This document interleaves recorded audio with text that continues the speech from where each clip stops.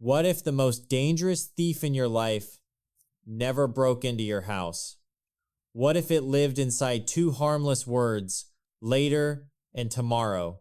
No noise, no warning, just small delays, quiet excuses, and another day that disappears before you even notice. This is the story of a boy who thought he had plenty of time until one lesson showed him that every sunrise is a door and every sunset is something that never comes back. Rohan was not a bad boy. He was kind, he was smart, he had dreams, the way many young people do. He wanted to do something meaningful with his life. He wanted success. He wanted respect. He wanted deep down to become someone his family could be proud of. But Rohan had a habit so small that no one feared it at first. He delayed everything. He delayed waking up. He delayed studying. He delayed helping at home. He delayed decisions, delayed effort, delayed change. And every time his mother called him, every time his father reminded him, every time life quietly invited him to move, he would give the same answer. I'll do it later. At first, those words sounded harmless, almost innocent, because that is how wasted time always begins. Not with disaster, with comfort. Rohan would lie on his bed staring at the ceiling, telling himself he still had enough time.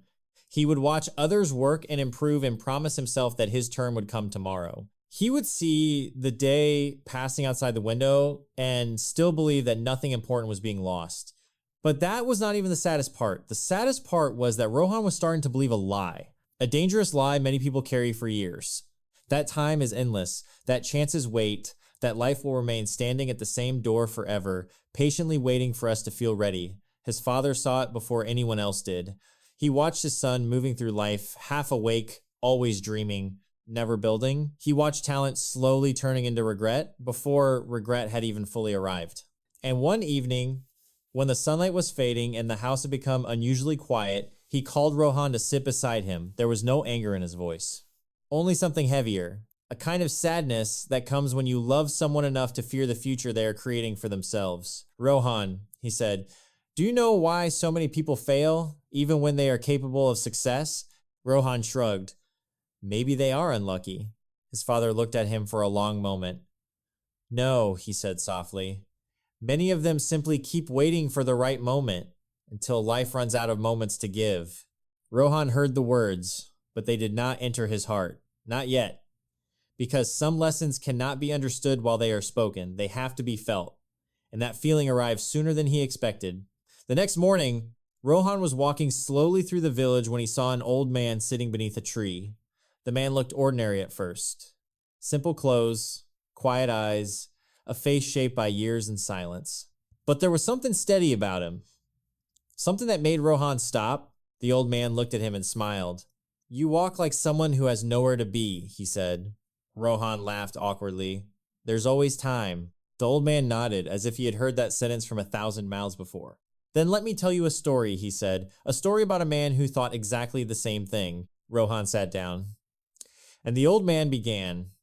There was once a king, wise and generous, who had a friend known across the land for being lazy. The man was not poor because life had been cruel. He was poor because he delayed everything. He postponed effort. He postponed discipline.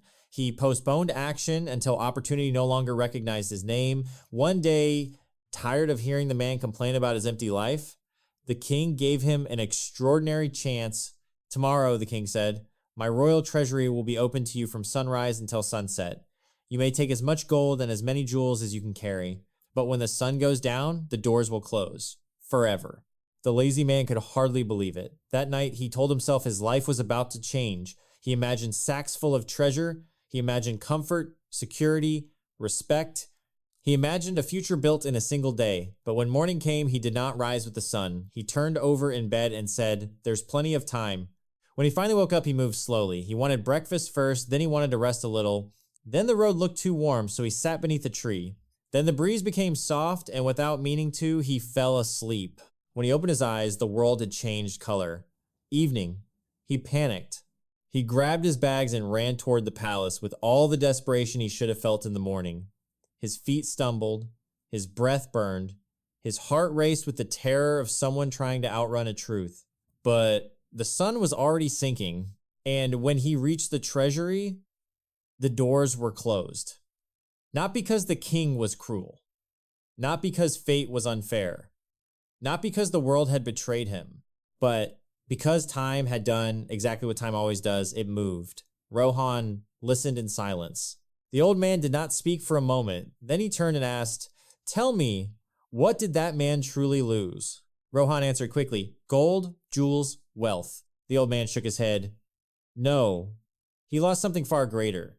He lost the hours in which those things were possible." That sentence landed somewhere deep inside him, because suddenly the story was no longer about a lazy man from long ago. It was about him, about every late morning, every unfinished task, every promise made to tomorrow, every silent waste hidden inside ordinary days. And that still was not the deepest wound. The deepest wound was realizing that the treasury had never been a palace at all. It was life. Each morning, it opens.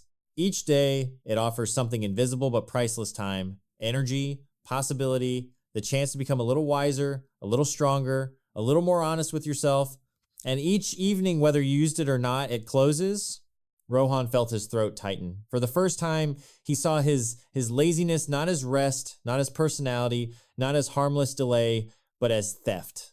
A theft committed quietly by his own hands against his own future. He had been waiting for life to begin while life had already been happening. That realization broke something in him, but in that breaking, something else was born. The next morning, Rohan woke up before dawn. No one asked him to. There was no dramatic music, no miracle, no sudden perfection, just a choice. A small, almost invisible choice that changed the direction of his life. He made his bed. He helped his mother. He sat with his books. He finished what he started. He still got tired. He still felt tempted to postpone. He still heard the old voice whispering, "Later." But now he had another voice, a quieter, stronger one. If not now, then when? Days passed, then weeks. The people around him noticed the difference before he said anything himself. His father noticed the discipline in his eyes. His mother noticed the peace in his routine. His teachers noticed that the boy who used to drift had started arriving with intention. Rohan was not transformed because he became extraordinary overnight. He was transformed because he stopped betraying small moments. And little by little, small moments stopped betraying him too. His confidence grew, not from empty motivation, but from keeping promises to himself. His mind became clearer. Not because life became easy, but because he was no longer living in constant escape from what mattered. The twist in his story was not that he found more time. It was that he finally understood time had always been enough. The problem was never the size of the treasury. It was the way he kept arriving after sunset. That is the part many people miss. We think our life changes in giant breakthroughs. In truth, many lives are changed by a single painful awakening. The moment we realize that tomorrow is often just another name for fear, another name for avoidance, another name for a future we are slowly refusing to meet. Rohan did not become great in one day, but he became available to greatness. And sometimes that is where healing begins. Not when life suddenly gives us more, but when we finally stop wasting what it already gave. So if you have been waiting to begin, waiting to heal, waiting to become disciplined, waiting to believe in yourself, maybe this is your moment to ask one honest question.